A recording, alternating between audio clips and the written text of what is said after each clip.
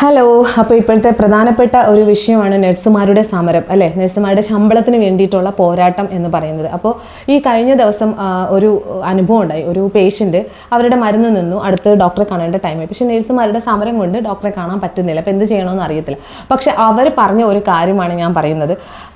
എന്തുകൊണ്ട് നഴ്സുമാർക്ക് ഇങ്ങനെ ശമ്പളം കൊടുക്കുന്നില്ല? ചെറിയ ശമ്പളമൊക്കെ വെച്ചിട്ട് അവരെങ്ങനെ ജീവിക്കാനാണ് ഇന്നത്തെ കാലത്ത്? ഇവർക്ക് എന്താണ് ശമ്പളം ഇത്ര കൊടുക്കാൻ പറ്റാത്തത്? അവർ അവിടുത്തെ ഹോസ്പിറ്റലിൽ ശരിക്കും നെടും തൂണ് അവർ തന്നെയല്ലേ, നഴ്സുമാർ തന്നെയല്ലേ?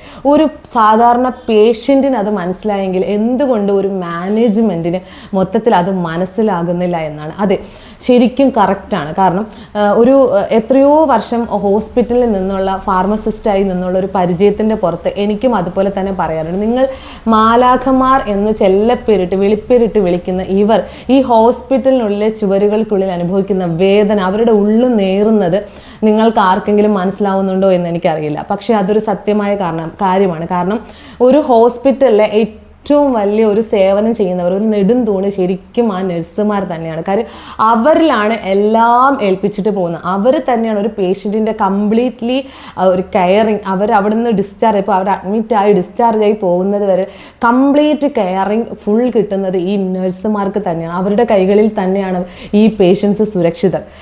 അത് നിങ്ങൾക്ക് ഒരു ഹോസ്പിറ്റലിൻ്റെ നെടും തൂണാണ്. തീർച്ചയായിട്ടും അവർ ആവശ്യപ്പെടുന്ന ശമ്പളം അവർക്ക് കൊടുക്കാം. കാരണം എന്ന് വെച്ച് കഴിഞ്ഞാൽ ഇപ്പം സർക്കാർ മേഖലയിലെ ശമ്പളം എന്ന് പറയുന്നത് വലിയ ശമ്പളമാണ് സർക്കാർ മേഖലയിൽ. അതായത് അതിപ്പം ശമ്പളം കൂട്ടിയിട്ടുമുണ്ട്. 39,000 തൊട്ട് ഏതാണ്ട് 50,000 അതിന് അത്രയും ഒരു ശമ്പളം ശരിക്കും എക്സ്പീരിയൻസ് വെച്ചിട്ട് സർക്കാർ മേഖലയിലുണ്ട്. സർക്കാർ മേഖലയിലെ നഴ്സുമാർക്കൊക്കെ അത്യാവശ്യം സാലറി ഉണ്ട്. അപ്പോൾ അത് വെച്ച് നോക്കുമ്പോൾ സ്വകാര്യ മേഖലയിലെ നഴ്സുമാർക്ക് ഭയങ്കരമായിട്ട് സാലറി കുറവ് തന്നെയാണ്. പിന്നെ ഗവൺമെൻറ് നിശ്ചയിച്ച ഒരു സാലറി ശരിക്കും ഇവർക്ക് ഇപ്പോഴും കിട്ടുന്നില്ല എന്നുള്ളതാണ് കാര്യം. ചെറിയ ശമ്പളത്തിലൊക്കെയാണ് ഇപ്പോഴും ഇവർ വർക്ക് ചെയ്യുന്നത്. കാര്യം 20,000-നും താഴെ നിങ്ങളൊന്ന് ആലോചിച്ച് നോക്കും. 18,000, 16,000, 17,000 ശമ്പളം വെച്ചിട്ട് 8 മണിക്കൂർ 9 മണിക്കൂർ, ചിലപ്പോൾ 10 മണിക്കൂർ വരെ, ചിലപ്പോൾ 12 മണിക്കൂർ വരെ ഇവർ ജോലി ചെയ്തെന്ന് വരാം. കാര്യം ആവശ്യപ്പെടുന്നത് ഇവരുടെ സേവനം അങ്ങനെയാണ്. കാരണം ഇവരാരെങ്കിലും ഒരാളൊന്ന് എതിർത്ത് എനിക്ക് പറ്റില്ല, ഞാൻ ചെയ്യില്ല, അങ്ങനെ എന്തെങ്കിലുമൊക്കെ പറഞ്ഞു കഴിഞ്ഞാൽ ഇവരുടെ ജോലി പള്ളിപ്പുറത്താണ്. കാര്യം അങ്ങനത്തെ ഒരു അവസ്ഥയാണ്. പിന്നെ അടുത്തൊരു ജോലി, കാര്യം ഒരുപാട് ഓൾമോസ്റ്റ് നഴ്സുമാരും ഈ നഴ്സിംഗ് പഠനം ലോൺ എടുത്തും കഷ്ടപ്പെട്ട് നഴ്സിംഗ് പഠനം പൂർത്തിയാക്കി സർട്ടിഫിക്കറ്റ് നേടിക്കഴിഞ്ഞ് കഴിഞ്ഞാൽ പിന്നെ ഒരു ജോലി കിട്ടി, ഇതിൻ്റെ ബാധ്യതകൾ, ഒരുപാട് പേര് ബാധ്യതകളുള്ളവരാണ്. ഇന്നത്തെ കാലത്ത് ഈ ചെറിയ ശമ്പളം കൊണ്ട് ഒരിക്കലും അവർക്ക് ജീവിക്കാൻ പറ്റില്ല. ഇനി വൻകിട ഹോസ്പിറ്റലിൻ്റെ കാര്യം പറയുവാണെങ്കിൽ നിങ്ങൾക്ക് എന്തുകൊണ്ട് ശമ്പളം കൊടുക്കാൻ പറ്റുന്നില്ല? കാരണം ഡോക്ടർമാർ ആവശ്യപ്പെടുന്ന ശമ്പളം കൊടുത്ത് ലക്ഷങ്ങൾ കൊടുത്ത് നിങ്ങൾ ഡോക്ടർമാരെ വലിക്കുന്നു. അവർക്ക് നിങ്ങൾ സാലറി ആവശ്യത്തിന് കൊടുക്കും, ആവശ്യത്തിന് കൂടുതൽ നിങ്ങൾ കൊടുക്കുന്നു, അവർക്ക് അത്രയും ഇമ്പോർട്ടൻസ് കൊടുക്കുന്നു. അതുപോലെ വൻകിട വിദേശ കമ്പനികൾ ഈ ഹോസ്പിറ്റലുകളിലേക്ക് കോടികൾ ഇൻവെസ്റ്റ് ചെയ്യുന്നു. ലാഭമില്ലെങ്കിൽ ഒരിക്കലും അവരത് ചെയ്യില്ല. മാത്രമല്ല ഈ വൻകിട ഹോസ്പിറ്റലുകളെല്ലാം തന്നെ ഈ ലാഭം ഉള്ള കാശെടുത്ത് അവർ അടുത്ത ഹോസ്പിറ്റലിൽ തന്നെ തുടങ്ങുന്നു, അല്ലെങ്കിൽ അടുത്ത വേറെന്തെങ്കിലും ഒരു ഭയങ്കര വലിയ സംഭവം തുടങ്ങുന്നു. അപ്പോൾ ഇതൊക്കെ ലാഭമില്ലാത്തത് കൊണ്ടോ പൈസ ഇല്ലാത്തത് കൊണ്ടോ അല്ല ഒരിക്കലും. അപ്പോൾ ആ ഹോസ്പിറ്റലിൽ ഏറ്റവും വലിയ സേവനം ചെയ്യുന്ന, കഷ്ടപ്പാട് അനുഭവിക്കുന്ന, ഏറ്റവും കൂടുതൽ ജോലി ചെയ്യുന്ന നഴ്സുമാർക്ക് വേണ്ടത്ര സാലറി കൊടുക്കണം എന്ന്. നഴ്സുമാരെന്നല്ല, അവിടെ അല്ലാതെ ജോലി എടുക്കുന്നവരും തുച്ഛമായ ശമ്പളം മേടിച്ച് തന്നെയാണ് ഇരിക്കുന്നത്. അല്ലാതെ ആരെങ്കിലും ലാബാണെങ്കിലും ഫാർമസിസ്റ്റുകളാണെങ്കിലും ബാക്കിയുള്ളവരും ഈ തുച്ഛമായ സാലറി മേടിക്കുന്ന ധാരാളം ആൾക്കാരുണ്ട്. തീർച്ചയായിട്ടും അവർക്ക് വേണ്ടത്ര വേതനം, അവർ ആവശ്യപ്പെടുന്ന അവരുടെ വേണ്ടത്ര വേതനം, ഒരുപാടൊന്നുമല്ല അവർ ചോദിക്കുന്ന മിനിമം വേതനം, അവരുടെ കാര്യങ്ങൾ നടന്നു പോകാനുള്ള അവർക്ക് വേണ്ട സാലറി എത്രയാണ്? ഇപ്പോൾ സർക്കാർ മേഖലയിൽ കൊടുക്കുന്ന അത്രയും കൊടുക്കാൻ പറ്റിയില്ലെങ്കിലും ഗവൺമെൻറ് അനുവദിക്കുന്ന, അല്ലെങ്കിൽ ഗവൺമെൻറ് പറഞ്ഞിട്ടുള്ള, അല്ലെങ്കിൽ ഇവർക്ക് അനുവദിക്കുന്ന അത്രയും സാലറി കൊടുക്കണം, തീർച്ചയായിട്ടും കൊടുക്കണം. അതിനു വേണ്ടിയിട്ടുള്ള അവരുടെ പോരാട്ടം തീർച്ചയായിട്ടും വിജയിക്കണം എന്ന് തന്നെയാണ്.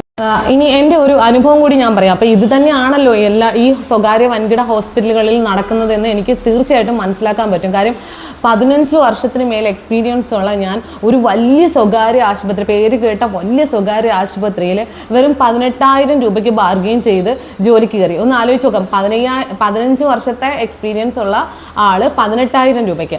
എന്നിട്ട് അത് വലിയൊരു സീനിയർ പോസ്റ്റ് ആണെന്ന് വരെ തന്നു. ആ ചെറിയ ശമ്പളം സീനിയർ പോസ്റ്റ് ആണെന്ന് പറഞ്ഞ് തന്നിട്ട് ഒരു 3-4, അതായത് സൈക്യാട്രി, അങ്ങനെ കുറേ ഒരു 3-4 ഡിപ്പാർട്ട്മെൻറ്റിൻ്റെ കംപ്ലീറ്റ് ഒരു ഫാർമസി നോക്കണം. അതായത് 2 മണിക്കോ 3 മണിക്കോ 4 മണിക്കോ പോലും ഉച്ചക്കത്തെ ഭക്ഷണം കഴിക്കാൻ കഴിയില്ല. കാര്യം 4, 4:30, 5 മണിക്കൊക്കെയാണ് സ്ഥിരം, അതായത് എല്ലാ ദിവസവും അത്രയും ഡിപ്പാർട്ട്മെന്റ് ഫുൾ കാര്യങ്ങൾ കംപ്ലീറ്റ് നോക്കട്ടെ. പേഷ്യൻസ് ഒന്നും കുറയില്ല. 2 മണിക്കും 3 മണിക്കും 4 മണിക്കൊന്നും പേഷ്യൻസ് തീരില്ല. അപ്പോൾ ഭക്ഷണം പോലും കഴിക്കാൻ പറ്റാതെ ആരോഗ്യസ്ഥിതിയൊക്കെ വളരെ വളരെ മോശമായിട്ട് വരുന്നത്. നല്ല പണിയുണ്ട്. ചിലപ്പോൾ 12 മണിക്കൂർ ഡ്യൂട്ടി ടൈം, അതായത് ഒരു ഫാർമസിസ്റ്റിൻ്റെ ഡ്യൂട്ടി ടൈം തന്നെ കറക്റ്റ് 8 മണിക്കൂറാണ് വരുന്നത്. 9 മണിക്കൂർ സഹിക്കാം, 10-12 മണിക്കൂർ വരെ. സ്റ്റിൽ ഞാൻ എൻ്റെ അനുഭവമാണ് പറയുന്നത് തീർച്ചയായിട്ടും. അപ്പോൾ മണിക്കൂർ പണിയെടുത്തിട്ട് ആരോഗ്യസ്ഥിതി വളരെ മോശമാവുന്നു എന്ന് കണ്ടപ്പോഴത്തേക്കും അവിടുന്ന് റിസൈൻ ചെയ്യാം. അപ്പോൾ റിസൈൻ ചെയ്യണമെങ്കിൽ തന്നെ ഇവരുടെ വമ്പൻ ഫോർമാലിറ്റീസ് നമ്മൾ സഹിക്കണം. അത് നമുക്ക് സഹിക്കാവുന്നതിലപ്പുറമാണ്. ഒരു പക്ഷേ ഞാൻ ഈ പറയുമ്പോൾ പലർക്കും അത് മനസ്സിലായിട്ടുണ്ടാവും, അവരൊക്കെ അനുഭവിച്ചതായിരിക്കാം ഈവൻ. പക്ഷെ ആ ഒരു 18,000 രൂപയ്ക്ക് നമ്മളെ ചോര ഊറ്റിയെടുക്കണം. അപ്പോൾ ഇതേ സിറ്റുവേഷൻ തന്നെ ആയിരിക്കില്ല ഈ ആരോഗ്യ മേഖലയിൽ ഈ ഫാർമസിസ്റ്റുകളായാലും ലാബ് ടെക്നീഷ്യൻസ്മാരായാലും നഴ്സുമാരായാലും അനുഭവിക്കേണ്ടി വരിക. ഈ 18,000 അവരുടെ കണ്ണിൽ വലിയ സാലറിയാണ്. 15 വർഷം എക്സ്പീരിയൻസ് ഉള്ള ഒരാൾ. അപ്പോൾ ഈ നഴ്സുമാർ ഈ അത്രയും വലിയ എക്സ്പീരിയൻസ് 2-3 വർഷം 4 വർഷം 5 വർഷം എക്സ്പീരിയൻസ് അല്ലെങ്കിൽ ഈവൻ 10 വർഷം എക്സ്പീരിയൻസ് ആയിട്ട് വന്നാൽ ഇവരുടെ സാലറി എത്രയായിരിക്കും? അപ്പോൾ ഇതൊക്കെയാണ് അനുഭവങ്ങളെന്ന് പറയുന്നത്. അപ്പോൾ അതുകൊണ്ട് തന്നെ നഴ്സുമാർക്ക് തീർച്ചയായിട്ടും അവർ ചോദിക്കുന്ന വേതനം കൊടുക്കാൻ എല്ലാ സ്വകാര്യ ഹോസ്പിറ്റലുകൾക്കും പറ്റും. അത് ഷുവർ ആയിട്ടുള്ള കാരണം അതിന് ഉദാഹരണം ഞാൻ എടുത്തു പറയാം. ഡോക്ടർമാർക്ക്, ഇപ്പോൾ ഡോക്ടർമാരുടെ സാലറിക്ക് ശരിയാണ്, അവർക്ക് ആ സാലറി അർഹതപ്പെട്ടതാണ്, അവർക്ക് കൊടുക്കാം. പക്ഷേ അവർ ചോദിക്കുന്ന സാലറിയിൽ ഡോക്ടർമാർ ലക്ഷങ്ങൾ കൊടുത്ത് ഇവർക്ക് നിർത്താൻ പറ്റും. അപ്പോൾ അവർക്ക് അതറിയാം. അപ്പോൾ എന്തുകൊണ്ട് ഈ ഡോക്ടർമാർ മാത്രം കൊണ്ട് ആ ഹോസ്പിറ്റലിൽ നിലനിന്ന് പോവോ? ഒരിക്കലുമില്ല. ഈ നഴ്സുമാരാണ് അതിൻ്റെ പിന്നിൽ വേണ്ടത്. അവരാണ് കംപ്ലീറ്റ് പിന്നിലല്ല, ശരിക്കും ഇവർ മുന്നിലാണ് നിന്ന് പോകുന്നത്. അപ്പോൾ ഇവർക്ക് അവരുടേതായ വേതനം കൊടുത്താലല്ലേ മുന്നോട്ട് പോവുള്ളൂ എന്തായാലും. അപ്പോൾ ഡോക്ടർമാരെ മാത്രം വെച്ചിട്ട് പറ്റത്തില്ലല്ലോ ഒരു ഹോസ്പിറ്റലിൽ പോകാൻ. ഇപ്പോൾ ഈ പറയുന്ന എല്ലാവരും കൂടെ ഒരുമിച്ച് നിന്നാൽ മാത്രമേ പറ്റത്തുള്ളൂ. അതുപോലെ നഴ്സുമാർ ട്രെയിനീസ് പേരെ എടുത്തിട്ട് ശരിക്കും ഒരു സീനിയർ നഴ്സുമാർ ചെയ്യുന്ന അത്രയും പണി അവരെ കൊണ്ട് ചെയ്യിപ്പിക്കും. അത് എന്തുകൊണ്ടും പേഷ്യൻസിന് എത്രമാത്രം ദോഷമായിട്ടുള്ള കാര്യമാണ്. എന്തെങ്കിലും മിസ്റ്റേക്ക് ഈവൻ പറ്റിയാൽ കൂടി നമ്മളറിയില്ല, നമ്മൾ പുറത്തറിയില്ല. അതൊക്കെ അവർക്ക് മാനേജ് ചെയ്യാൻ അറിയാം. ഞാൻ ഈ പറയുന്ന സത്യമായിട്ടുള്ള കാരണമാണ്. നിങ്ങൾക്കറിയാമോ അത് എന്തിനിങ്ങനെ ട്രെയിനീസിനെ വെച്ചിട്ട് ഇവരിങ്ങനെ ചെയ്യുന്നു? അപ്പം എക്സ്പീരിയൻസ്ഡ് ആയിട്ടുള്ള നഴ്സുമാർ ചെറിയ ശമ്പളത്തിന് അവിടെ പിടിച്ച് നിന്നേ പറ്റുള്ളൂ. കാര്യം ഈ ട്രെയിനീസിനെ എടുത്തിട്ട് അവർക്ക് ചെറിയ ശമ്പളം കൊടുത്തിട്ട് ഇവർ ചെയ്യുന്നതിനേക്കാളും പണി അവരെ കൊണ്ട് ചെയ്യിപ്പിക്കും. ഈവൻ മിസ്റ്റേക്ക് പറ്റിയ മാനേജ് ചെയ്യാൻ അവർക്കറിയാം. ഇതാണ് യഥാർത്ഥത്തിൽ നടക്കുന്നത്. എന്ത് വന്നാലും ഞാൻ തുറന്നു പറയും. കാര്യം ഏറ്റവും കൂടുതൽ ഹോസ്പിറ്റലുകളിൽ നിന്നുള്ള എക്സ്പീരിയൻസ് ഉള്ള എനിക്കിതെല്ലാം അറിയാം. അപ്പോൾ അതൊക്കെ പാടെ നിർത്തണം. ട്രെയിനി തന്നെ ആയിരിക്കണം.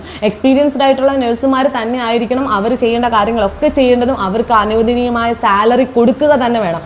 അവരത് അർഹിക്കുന്നു. എക്സ്പീരിയൻസ് ആയിട്ടുള്ള അതുപോലെ ഓൾമോസ്റ്റ് നഴ്സുമാരും പുറത്തേക്ക് പോകുന്നുണ്ട്, വിദേശത്താണ് പോകുന്നത്. എന്തുകൊണ്ടാണ്? ഇവിടുത്തെ ഈ ശമ്പളമില്ലായ്മയും ഈ ആട്ടും തുപ്പും കേൾക്കാൻ വയ്യാത്തത് കൊണ്ടാണ് അവർ വിദേശത്ത് പോകുന്നത്. പക്ഷേ എല്ലാവർക്കും അങ്ങനെ വിദേശത്ത് പോകാൻ പറ്റുമോ? ഫണ്ട് വേണ്ടേ? നഴ്സിംഗ് പഠിച്ചു കഴിയുമ്പോൾ തന്നെ വലിയൊരു കടബാധ്യതയിലേക്ക് എത്തും.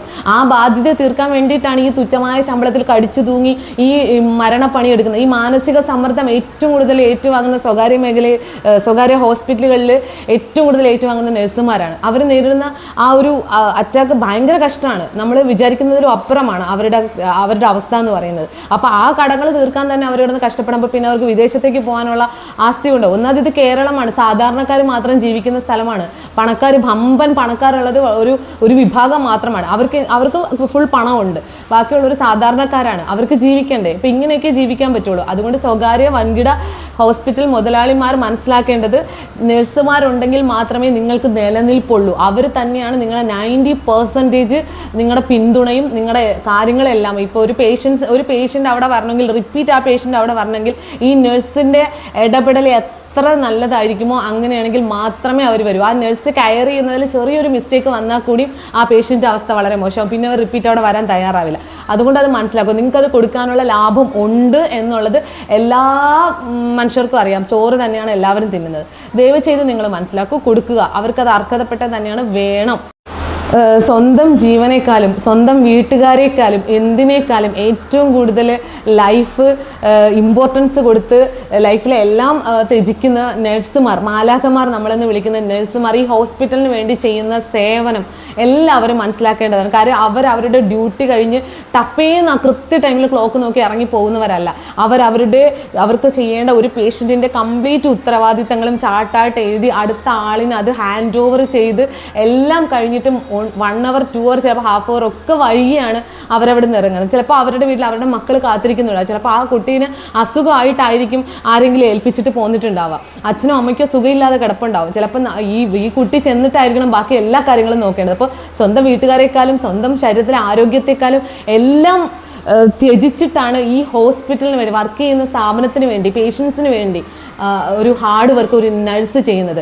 മാലാഖ എന്ന പേര് ശരിക്കും അർഹതപ്പെട്ട പേര് തന്നെയാണ് കൊടുത്തേക്കുന്നത്. പക്ഷേ അവളുടെ ഉള്ളറിയാൻ ആരും ശ്രമിച്ചിട്ടില്ല. മാലാഖയുടെ അവസ്ഥ എന്താണ്, സിറ്റുവേഷൻ എന്താണെന്ന് ആരും ശ്രമിച്ചിട്ടില്ല. ഈവൻ ഒരു മാനേജ്മെൻറ്റ് പോലും. സാധാരണക്കാരായി കടന്നു വരുന്ന പേഷ്യൻസ് മനസ്സിലാക്കിയാൽ പോലും മാനേജ്മെൻറ്റ് മനസ്സിലാക്കില്ല എന്നുള്ളത് മനസ്സിലാക്കണം.